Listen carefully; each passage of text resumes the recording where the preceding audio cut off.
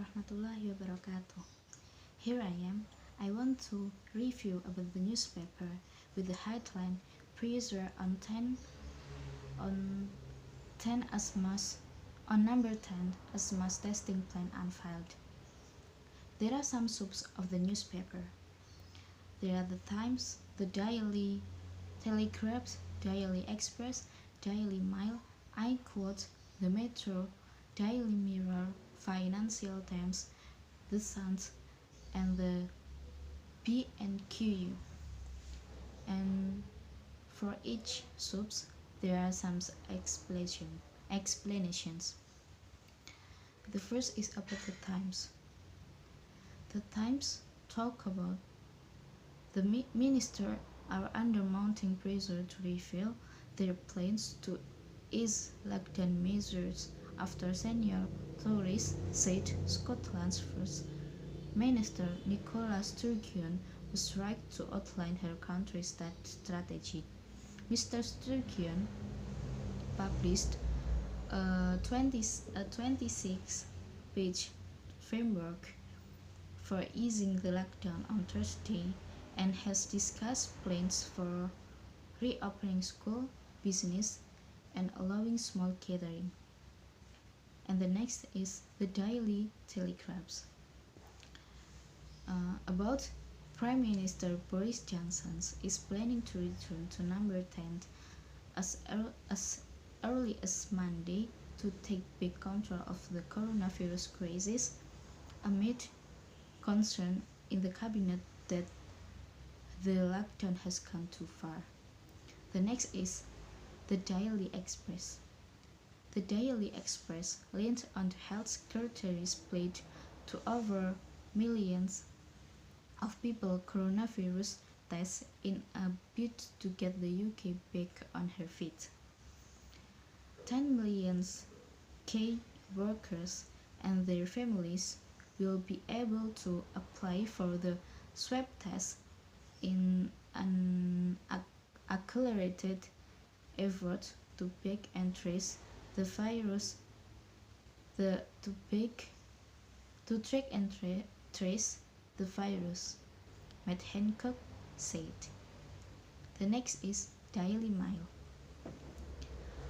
The Daily Mail described Mr. Hancock's pledge as the moment of the government finally put testing at the heart of its virus strategy. It describes the move as part of a frantic final push to hit his target of 100,000 tests a day by the end of the month. The next is iQuote.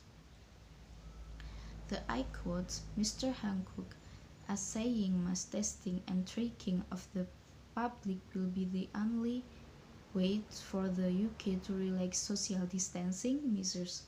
It comes as the government announced plans to hire 1,800 people to become contract tracers in an attempt to prevent a second peak of infection. The next is the Metro. The Metro leads on the story of 13 years old Theo Wood, who claimed continuously for 12 hours to raise money for the NHS. The youngster, the paper reports rubber gloves to protect his hands and soon found his shoulders and elbows were itching, but he continued anyway. The next is Daily Mirror. Grateful Britain is the front page headline in the Daily Mirror, which features a photo of the Duke and Duchess of Cambridge along with their children taking part in the weekly club on NHS workers. The next is about the Financial Times.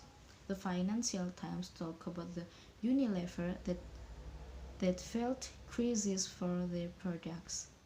Their skin and hair care products seldom people to consume it or buy it, but some products like hot household cleaning products is not bad. Many people look for that products. And the next is the sun. Heat races. Many have to stay shut for another 6 months. The Sun's reports. The paper says experts think it is it is impossible to cut hair without the risk of the spreading COVID-19. And the last is about P&QU.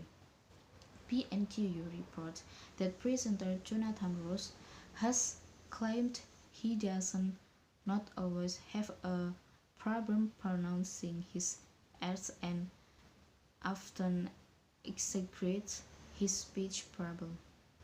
Okay guys, from the explanation of each soups, for my comment, this news about these soups about are about impact or pandemic COVID-19 for some business. There are some good impact and bad impact from the tragedy pandemic COVID-19 to the business and some products. Okay, maybe enough for me. If I have wrong, I do apologize. I hope you all pardon me please. And the last I say, wassalamualaikum warahmatullahi wabarakatuh.